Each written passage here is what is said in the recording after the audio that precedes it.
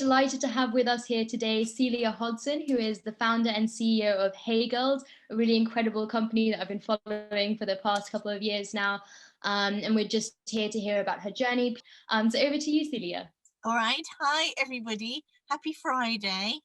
I don't know about you, but I've had a massive week. We have a dispatch centre in Scotland, but on Monday we launched our English dispatch centre. So it's been a bit all hands on deck, all hands on paintbrushes, but we launched, so that's really cool. So it's quite nice to sit on a Friday with a coffee and just chat with you guys.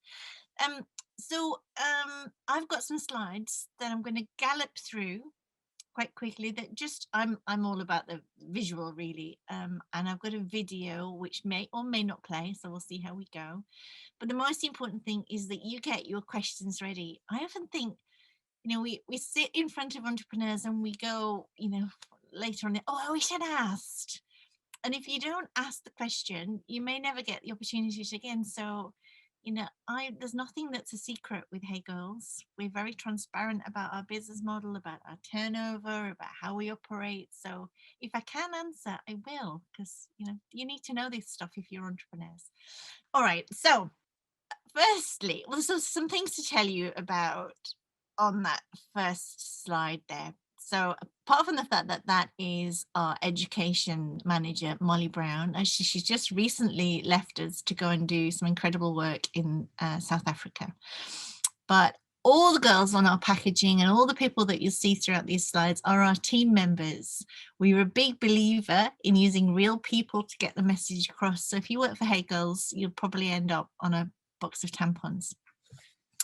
And when we designed this logo, I drew on the back of a napkin on the way home from Leeds. I drew on the train, I drew a little circle as the logo, and I put those two stripes down the middle of it. And for me, that was one pad, buy one, give one. It's just a two stripes kind of thing. And I thought it did what it says on the tin for us. Hey Girls is a buy one, give one product. And I sort of shared it with my two daughters, which are my co-founders, and my youngest daughter, who's a beautiful individual. She's just carries the weight of the world on her shoulders. And she said, oh yeah, that looks cool, Mum. That's like a pause button, you just pause, and when you're on your period, your brain slightly goes. So having a pause button as a logo is a really cool thing. And my eldest daughter, who, my kids are in their 30s now, and I've got 3 grandchildren, but my eldest daughter, she looked at the logo and said, oh, yeah, Mum, that's great. Looks like a vagina. So I thought, okay, this logo speaks to lots of different people on different things. We might run with it. So we got a great design agency to make it into that little Hey Girls. And the reason our company is called Hey Girls is not to be gender specific. That's the way I talk to my kids. So, when they were little, it was, hey girls, how was your day? Or hey girls, have you done your homework? And now it's hey girls, how are my grandchildren? And all those things. So it kind of just stuck. So that's why we're called Hey Girls. Hey Girls focuses on helping girls and women in the UK. That's a really important fact. So we'll get into this now. So we wanted to bring, as it says there, an end to period poverty. These little black dots along the bottom are really important. When we started Hey Girls, 1 in 10 girls and women in the UK didn't have access to menstrual products. I brought my kids up on benefits and really, really struggled. Single parent, had no money, and I was making choices between, buying shampoo and buying tampons. Then if you fast forward 20 years or more, you wouldn't think that people still had to make those decisions, and they do. And actually, now we're in COVID pandemic, there are more people in poverty in the UK than ever before. So those stats now are, I think, about 1 in 3 girls and women doesn't have access to menstrual products. So flip to the next one. This is a favorite illustration of mine that a friend of ours drew. Get the tampons out, and it's something that we do. We don't talk about periods. We don't talk about menstrual products. And I always, sort of say, how many people go across the office or the classroom or whatever and tuck their tampon up their sleeves? So they drew this really super illustration about get your tampons out. And access to period products. There was it's only just recently, and unless you've been living under a rock, you will know that we had the tampon tax, which was the luxury tax on menstrual products. So I always think, it's quite shocking that you don't pay VAT on caviar, but you do on tampons, or you don't pay VAT on a kangaroo burger, but you do on a period pad. So the tax came down from 20 to 5%, and then in January the government took the tampon tax, the luxury tax, off menstrual products, but not off period pants. So you just think, you're beginning to win, and then you realize that there is another hurdle to get over. So who are we?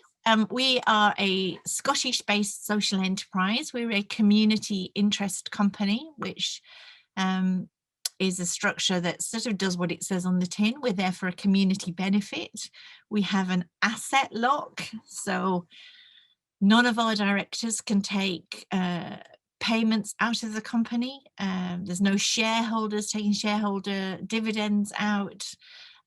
Our team get paid. They get paid well. I'm a big believer in paying people more than the living wage, because you can't actually manage off what the government considers to be the living wage. So we pay more than the real living wage. And we are a very, very flexible employer. So people work around their kids, they work in different countries, they work how they need to work, providing they get their job done. The business for good is you can be a social enterprise, and on the outside all the stuff that you do is good, but actually internally you're burning electricity and you're using plastic packaging, and you're driving up and down like crazy. So we try and walk the talk. So we try and recycle as much as we can. We purchase from social enterprises. We like to work with women-led organizations. We like to do volunteering and go on boards, and and really try and do some good stuff from the inside as well as from our mission. Our products are organic, they're vegan, and they're plastic free, and that is also really important to us. So there's no point eradicating period poverty in the UK and then just creating a massive amount of landfill. So actually, back to that, being good on the inside and outside is important to us. As I mentioned at the beginning of our chat, we're a buy one, give one. So that's really, really simple. So for every product that we sell, we donate the same product to someone in need. So it's not like you buy a box of 10 for you and we donate one, as Bodyform did when they did a campaign, or you buy a box of 10 beautifully packaged organic products for you and you donate a really inferior product to somebody else. This is like for like, and we try and do geographical match. So if you buy in Edinburgh, we're going to be donating your product to someone in Edinburgh. And we work with a huge amount of partners. Our community is a really important part of who Hegels is. So there isn't just us in Scotland and in the east of England working away. There's 200 partners across the UK that we work with. So it's a huge team, a huge family, really. So some of these stats here I think are quite interesting for those who like this, who like stats. There's always a few that do. 48% of girls are embarrassed to talk about their periods. I think that's quite a conservative figure. I think most women are embarrassed to talk about their periods. People being embarrassed to buy menstrual products. It's why people buy them in the supermarket, because you can just put it in your shopping with everything else. And then this huge fact about girls missing school because they're on their periods because they didn't have access to products. So that means they're dropping out of education, they're dropping out of physical education, they're just not being the best that we can be. And we really do need our wonderful young women to just get out there and shine. So I think some of those, that's really quite, not great stats, are they? Those really quite shocking. So a little bit about when we started Hey Girls. So I started it, as I mentioned, with my two daughters, and we did lots of focus groups to find out what the market opportunity was. You know, there are more menstrual products manufacturers than you can shake a stick at. So we did lots of focus groups, and we asked, in a really sort of old school kind of way, we invited folks to restaurants, pizza restaurants, and said, come along and talk to us about your menstrual products and we'll feed you pizza. And so we shook all these products out on the tables, and we asked people what we thought about them. What do you think about the sticky tickets on the back of here, or what do you think about the wings, or what do you think about the absorbency? And if you could create an ideal product, what would it look like? And so our focus group said, well, we like the feel of this one, we like the wings of that one, we like the stick of this one. So none of them was perfect. And if you're going to make a product, well, then absolutely it needs to be biodegradable, so no plastic. So once you've got that kind of message from your focus groups, you then go out and try and find that, but it wasn't available off the shelf. We had to have it manufactured to our design. And I don't know if any of you have gone through that sort of creating a product and then having it, you know, designed and mold and made. You start out with a very, very, very long list of companies that can make it for you. And then when you start to dig into it, the list gets a lot shorter. So where are they importing their raw materials from? What are their organizational operational policies? And so you start crossing off the sort of list. It gets down to, you know, quite short. We got down to about 2 or 3 different manufacturers who could make what we wanted. Then we got into their, you know, how does their workforce operate, and how does that organization feel about working with a tiny little social enterprise, you know, that hadn't got a lot of money. And we got down to, I think, 1 or maybe 2, and then we asked them, could we put a webcam into their factory and could we meet some of their workforce? And there was only 1 out of, it must have been nearly 40 companies that was willing to let us talk to their team members. And so that's why we ended up with who we ended up with, manufacturing China. The issue is when you have something made to your recipe, your design, the minimum quantities are huge. So we had to buy a 20-foot container of pads, day pads, 330,000 boxes of them. And so that was quite tough, and I couldn't find anyone who would pay for that for us. You couldn't get a grant to buy product. You can get a grant to build your website, but we couldn't get a grant to actually buy that container of products. So I had to get a personal loan to buy that. And it arrived into, this was our fulfillment partner, which are called Haven, and they're a social enterprise. So this is our first container of pads that arrived.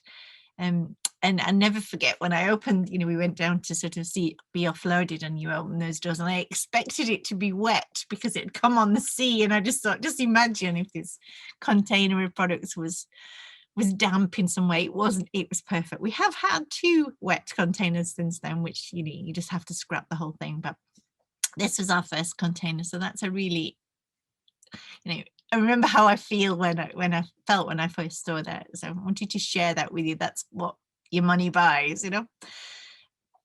So this is interesting. So that how brands change. You know, we're just in our 3rd year now. We were 3 in January. And when we started out, our products were called sanitary pads. But back to those consumer groups, back to that focus sort of feedback thing, there was a shift in the language away from sanitary. You know, sanitary implies that things are unsanitary, and we did run a campaign about unsanitary. But it's like, you know, unsanitary, sanitary, it's a bit dirty. Why are we calling things such old-fashioned terms, really? So our first pads were called sanitary pads, and then our subsequent containers were called period pads. So that's just a few of the products there: organic tampons, bamboo and cornstarch pads, reusable pads, menstrual cups, medical grade silicone pads, and we now do pants. So we've been through that whole get everybody around the table and feed them pizza for every time we've developed products. And I love doing that. We're just doing that now around some new products, and it's so fabulous to get people's opinions and then create something that, you know, that's going to work for them. So when we launched on the, I think our product arrived on the 7th of January, that all those pallets arrived on the 7th of January, and we went live online on the 9th of January. So had it not arrived, or had it been wet, we would have been stuffed. But anyway, it arrived, we went live online. There was quite a significant media sort of flourish around this buy one give one brand. It's upstarts that were doing this great stuff, and products sold really, really quickly. We were fortunate enough to be sent for by 2 of these supermarkets. So both ASDA and Waitrose emailed me and said, we've seen all this sort of stuff, we'd like to consider being stockists. And that was like within weeks of us kicking off. So we were very, very fortunate that they were interested in our products. So I went off to pitch to ASDA in Leeds to meet the buyers. And then the same thing down to, they're just outside Heathrow, Waitrose and John Lewis are down there, their head office. So you trot off to pitch your product to these guys, and both of them said, we want exclusivity. So we want to stock your product, but we want a year's worth of exclusive. We don't want you to sell to anybody else. And I remember saying, well, you know, we can't eradicate period poverty by just selling to 400 Waitrose stores or whatever. So no, you know, we just can't do that. Sorry. And I think they were quite surprised that somebody dare say no to a supermarket. So, but they agreed that we would, you know, we would go live and it would be with other supermarkets. They also wanted to press us on the price, as you can imagine. And, you know, how low can you go? And I said, well, the price is the price. If we go any lower than that, it means we're not buying one, giving one, we're buying one, giving half a one. And I'm not willing to do that. So that the price is the price.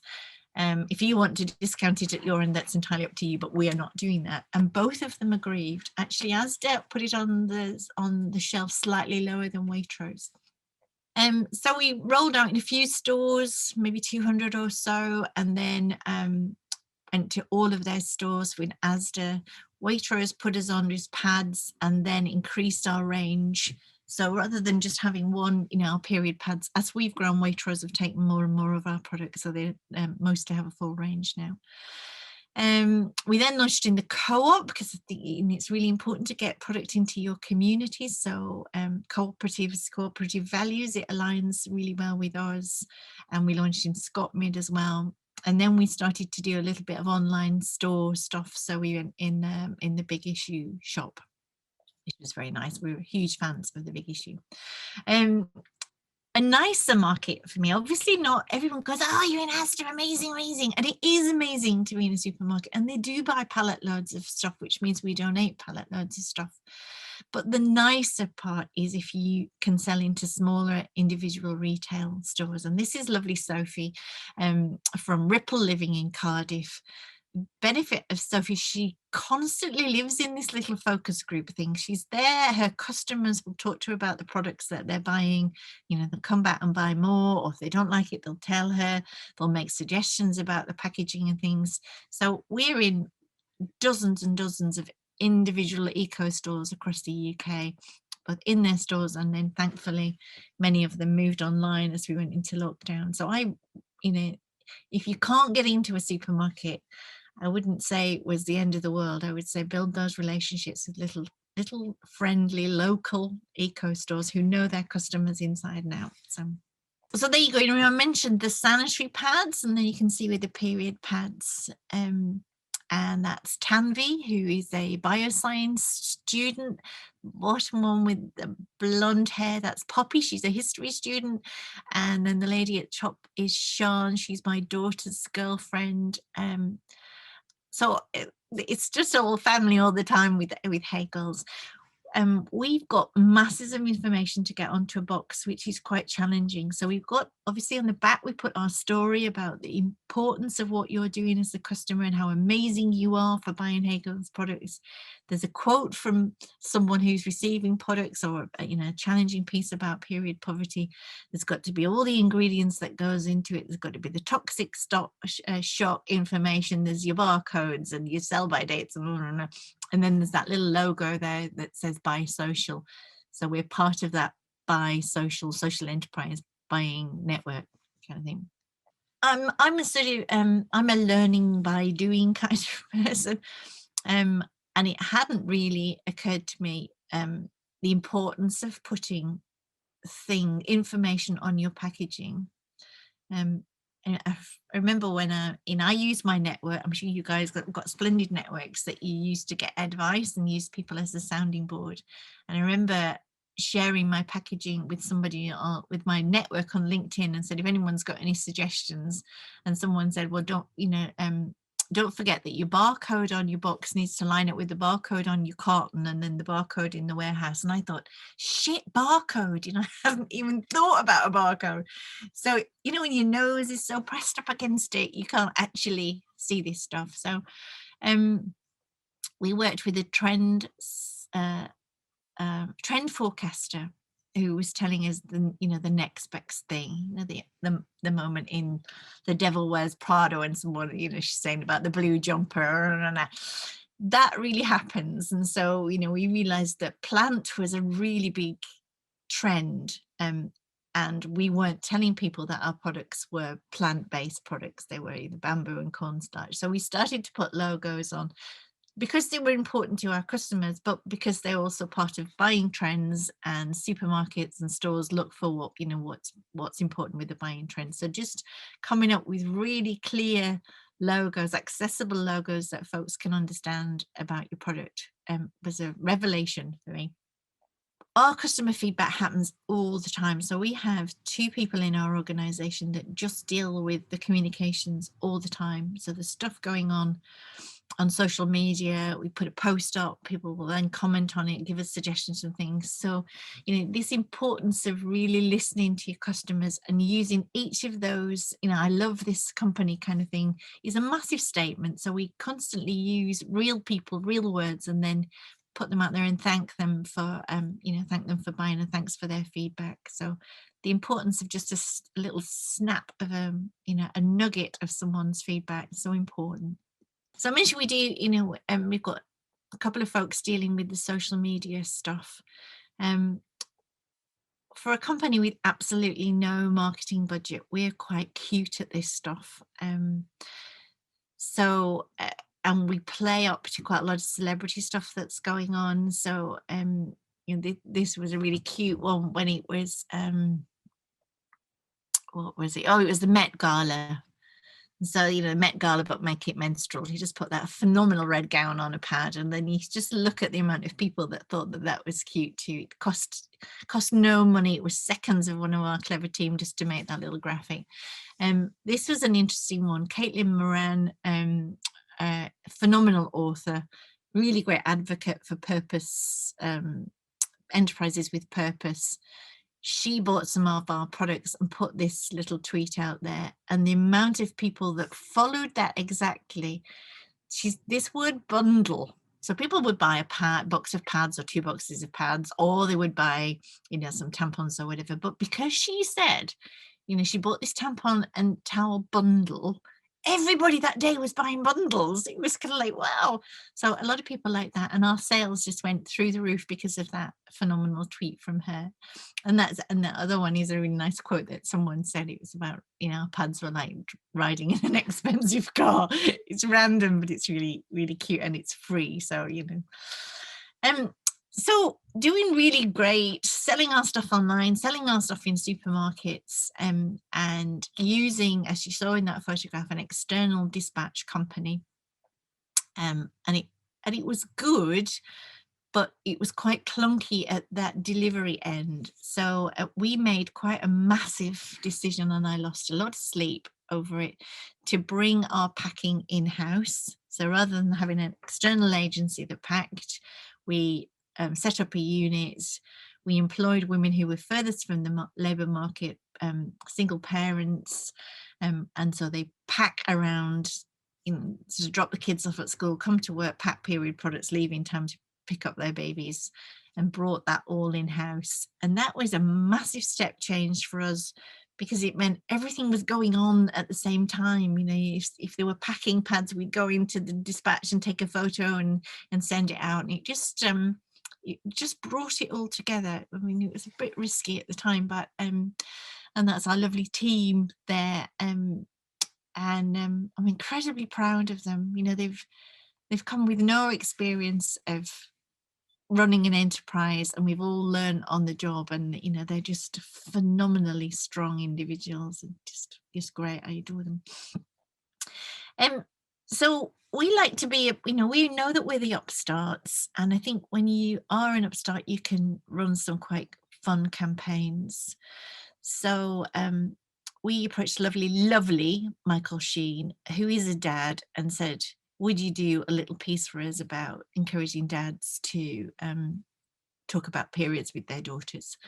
And so Michael came up from London, and we did filmed a little piece in ASDA, and Michael said, don't leave dads out of the bloody conversation. STV very kindly put it on the TV for us for free, and that campaign went global overnight, and we were doing interviews with Greek TV, and it was absolutely crazy. But Michael made that campaign happen for us, which was phenomenal.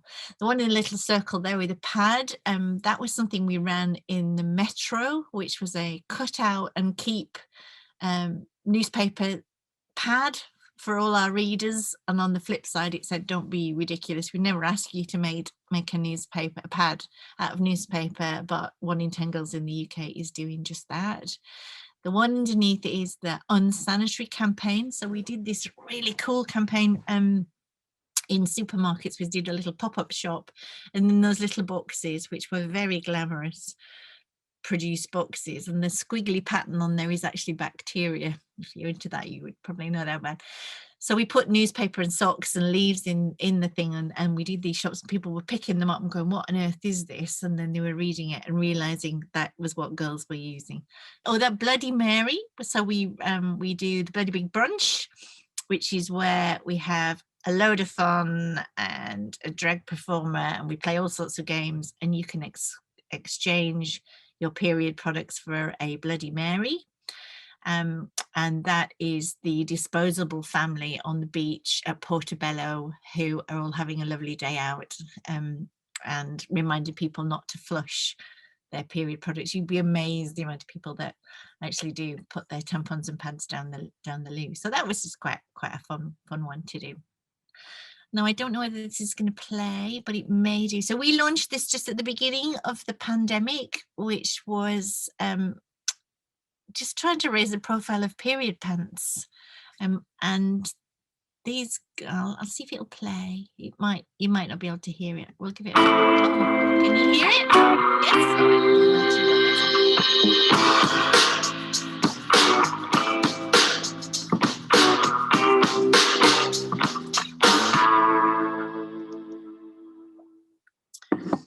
So many cute things about that. It was the first time that the period pants had been on the television. That when Sky picked up on that and played that for us for free as an advert. The women who are dancing in there were old professional dancers, and now are things. One's a mom, one's a designer. The other one, that bottom there, belongs to a train driver for Transport for London. We know such fab people that do this stuff for us. But everybody thought we were crazy to launch an advert in March last year, and we sell a lot of pants now, so that's really, really cool. The conversation rolled on a little bit from this period poverty conversation to period equality, and what does that mean to us all? So when you're at work and I don't know if anyone's been caught short. I'm sure everybody's been caught short. You're at work and you come on and you haven't got a period product. So we tried to get corporates to put free period products into their washroom, and we did quite a lot of research to show why it was a good idea. Other than the fact that you've got loo roll and hand towels and soap in your loos anyway, why wouldn't you provide some period products? But actually the difference that it made to your workforce by just putting a little basket of pads and tampons in the washroom, how it made people feel about their employer. And actually don't put them in a vending machine, because who's got £3 coins or 50p pieces? So actually just put a little basket of product in there and see, it's not going to cost you a fortune. See the difference it would make. So these are some of our partners that do that. It costs them not a lot of money per year. It is about got caught short. And I suppose the biggest fear for a lot of corporate partners, and I guess even with the Scottish government around free period products, was people would see free products and tip it into their handbag. But actually that's not the way the world works. Actually it works in the opposite way. So if someone takes one out, next time they go in their loo and they've got some spare, they'll put some back in the basket. So it's there's a lot of self-support or sort of community support around period products. So some pretty big people there are putting period products in their workforce and their washrooms and at work, and not thinking about it, just doing it because it's the right thing to do. So I think that's pretty cool. Again, another picture I really like. This is actually the loos at a hotel in Glasgow. So you don't have to have a big studio and do something. I always have period products with me, and if I see a location where you can just shoot it, just take a photo on you, anything. But that became one of our campaign pictures. So period dignity is the next piece to think about with the Scottish government. So Scottish government decided that everyone in Scotland should have access to menstrual products when they were in education. So schools, colleges, universities, etc., academies were given a budget and all were told to buy products.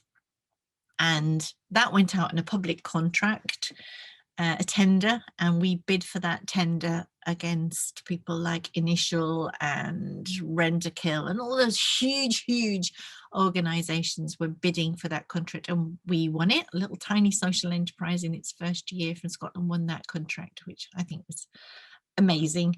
And we've continued to roll that out now across most of Wales, most of local authorities in Wales by Hagel's period products, quite a lot of schools in England. Yeah, particularly proud of that. Universities is slightly different because universities tend to have their budget that goes through their students' union, and we love to work with universities for so many different reasons. We do focus groups with them, and we work with the Fresh Site consultants from Edinburgh University. Napier University did some product design with us. That resource that you guys are is just so amazing. So we're really great to have universities now putting our product freely in their washroom, but actually lending us all of that amazing talent that sits within universities through students and graduates to build our capacity. So I mentioned the buy one, give one. We've got 200 main donation partners across the UK, and that's everywhere from the Scottish Highlands down to Guernsey. And that can be things like food banks or girl guiding or kids breakfast clubs or women's shelters, rape crisis centres, all sorts of different high profile and very, very private donation partners. And people, they fill in a form to make sure that they're going to give those products away and that they're not going into party bags at fashion shows. And then once we've done the tests, to check in, done the due diligence on those partners, we start sending them product, and they tell us what they want. So even for religious reasons, they might not want tampons, but age, they might, there's all sorts of things. So there's no point sending them cups if it's a kids school. So we find out what they need and we make sure that they get it when they need it. So we've donated 12 million period products since we launched just 3 years ago.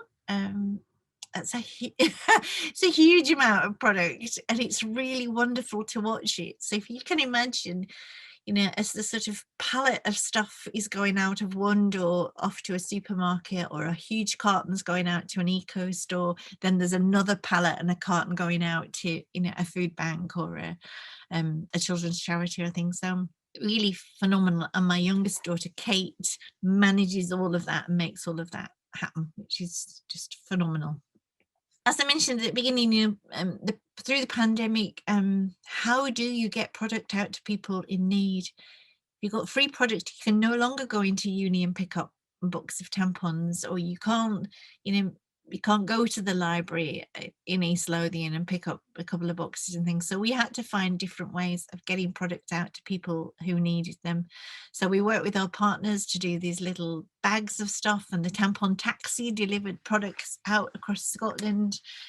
We did home packs. So we sent little bags of 3 months worth of products out to people's homes through the letterboxes. So these fantastic volunteers just make all of that happen. We couldn't exist without their energy and commitment. So, and a little design agency, I asked them to tell us what they thought about Hegels, and they did this little graphic, and I think it's fab, because it is who Hegels are. There's a lot of things to think about, when you're starting an enterprise, and how you get a message across, and how you cope with talking about menstrual products, which are so taboo, and we just don't talk about menstrual blood, or all these things. So how do you start a company that's willing to have that that conversation and not shying away from it? And so I think it's a really, really, really cool graphic that they did for us. So there you go. I think that's probably it. Well, that's fantastic. It's amazing to see how creative and innovative your company is. Thank you so much. We really, really appreciate you coming to speak with us today. It has been both inspiring, but also really useful for everyone on the call. Thank you very much for your time. And yeah, thank you for coming, everyone. I wish you all luck. Just go out there and be the incredible people you were born to be, and change the world. So thank you for sharing your Friday afternoon with me. Thanks for watching this video. Be sure to like, comment, and subscribe. We'll be uploading new podcasts every week where we spotlight some of the world's leading startup founders and VCs to talk about their journeys and experiences in the field.